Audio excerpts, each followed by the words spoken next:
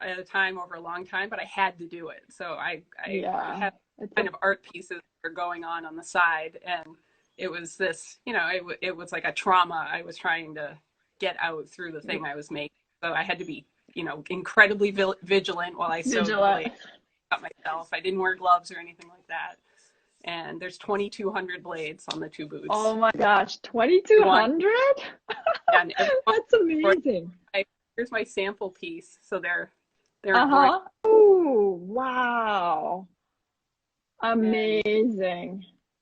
yeah, and it was, an old traumatic experience in the past that I was trying to deal with, and I Deal did, with. and I finished them, and yeah, and sad because it's sad to spend so much time working so hard to make something beautiful that you can't wear, because that's the idea, is that you wear these things and that they gain a life of their own. But I don't know, I Right. picture them like in a museum or someplace where you can Yeah. talk about that, they start Yeah, discussions. absolutely. Yeah. And it's Wants to also like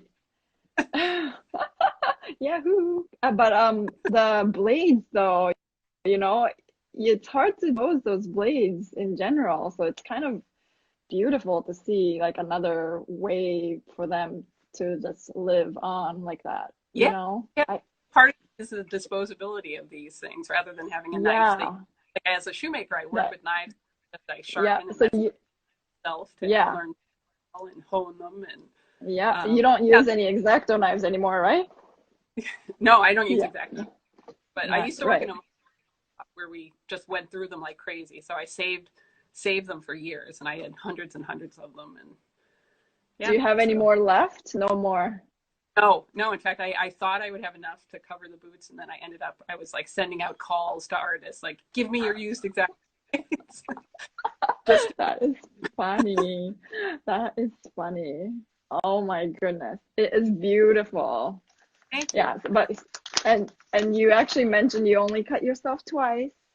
Only twice. Once bad enough that I had to stop working for 3 days, and the other was just a little nick. But I would not work on them unless I could focus enough to really, really control my movements. It was an exercise in the process of doing that.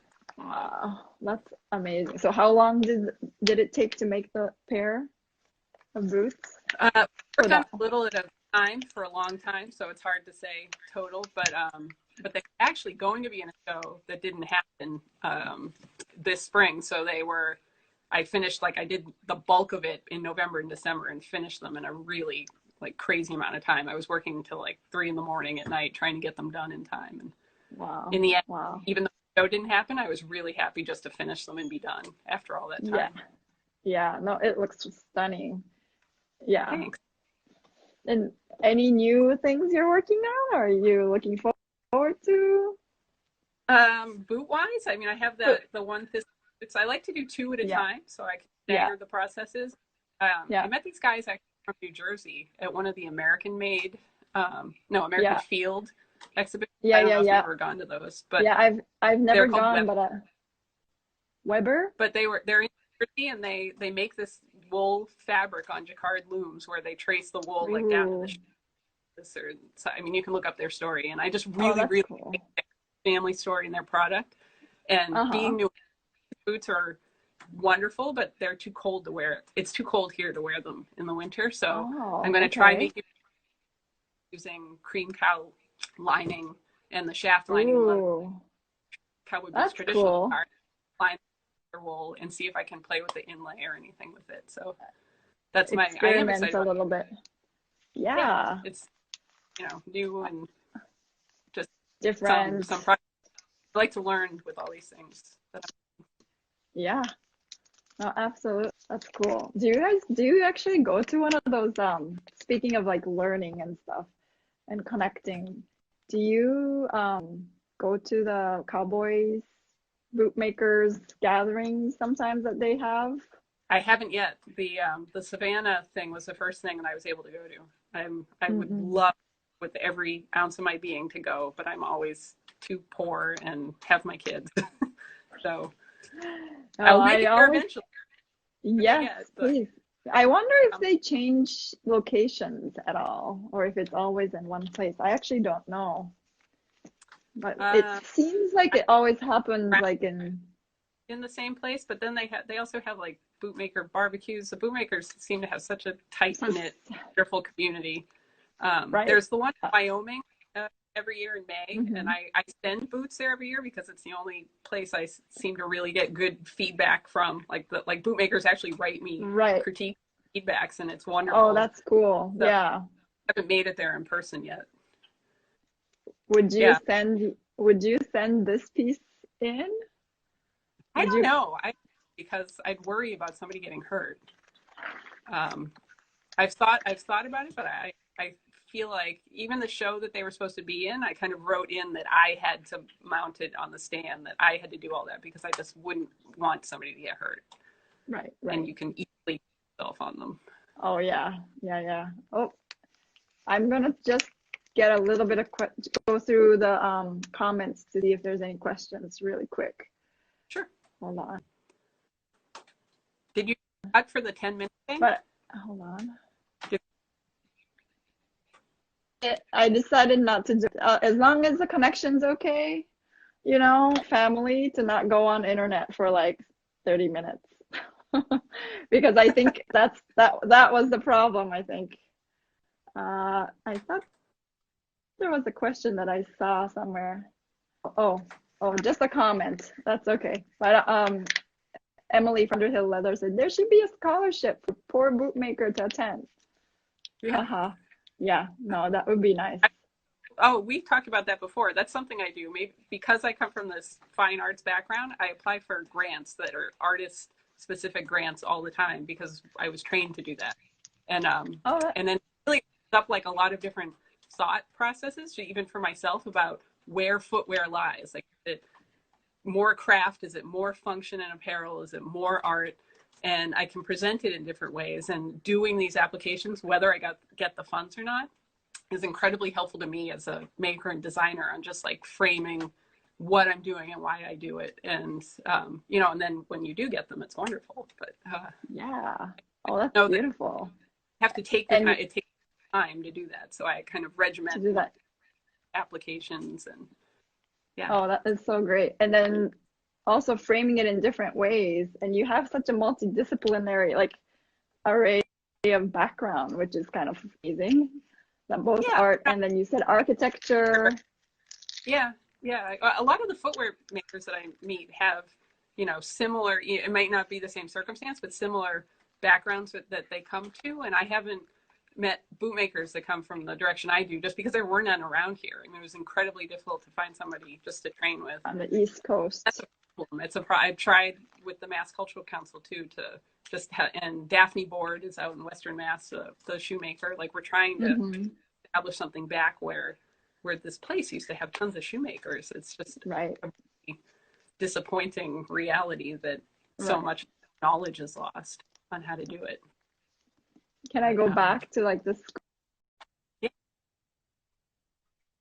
schooling? So where did you learn the shoemaking and the boot making as well? Who are your mentors? You went out. Where did I what? Oh, where did you learn shoemaking as well as boot making? So I went to. Can you hear me? Oh yeah. Yeah, now I can. Cordwainers College at London College of Fashion has different courses, and I took their summer intensive course. So I had little kids then and couldn't do the full year, but it was like 1 year of instruction condensed into a summer, and I was able to go and watch my kids for me, and I learned so much in a short amount of time. I mean, it was really incredible education. And then I apprenticed with a maker for almost 3 years, around 3 years after. Oh, that's great. And then the Western boot making, though, I'm assuming it wasn't from London College of Design? Oh. No, it was here in Massachusetts. He's kind of a private person, so I respect his it's okay. Yeah. He lived in Western Mass, and I was able to go there. And he was just incredible with his knowledge and passing on everything he knew. Yeah. That is amazing. Did you go almost every day, or was it like after hours or a couple days a week? In the beginning, I went almost every day because there was just so much to document and, you know, learn and see how it was different, which was what I had in London. And then the more tasks I was given to do, it would be kind of back and forth because it was pretty far away. It was a long drive, Oh, and I could only wow. during school hours. But Yeah. then again, I would do more here as I set up my shop here, and then go back to him, you know, for critique and help. And it ebbed and flowed over the years, but it was a lot. It was a lot. He was very generous That's with his time. amazing.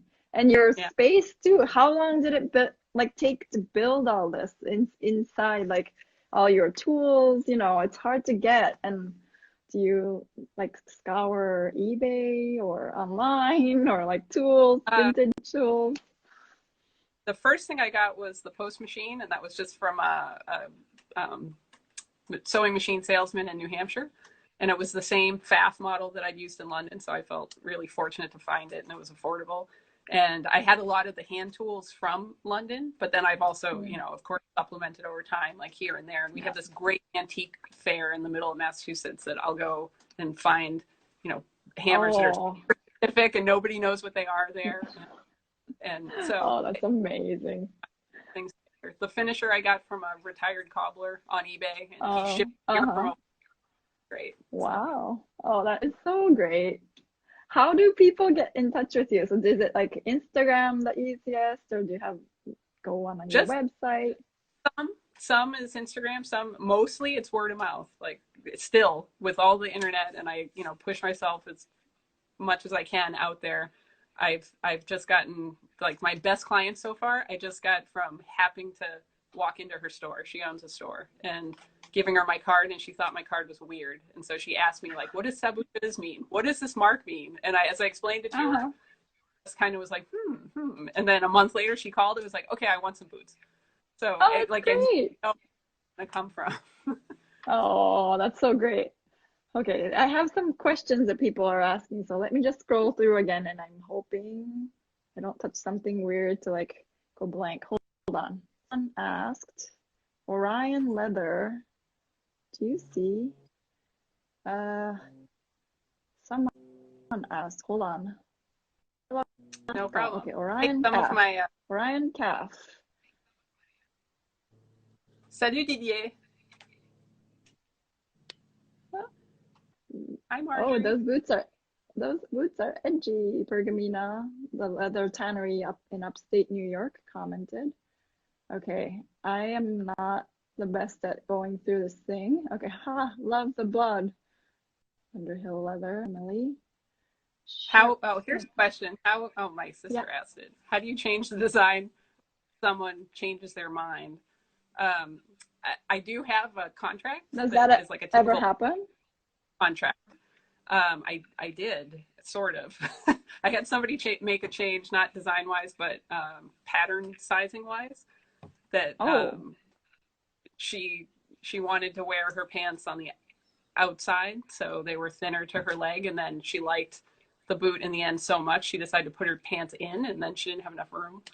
And that's a oh, pattern decision I would have made way earlier in the process. yeah.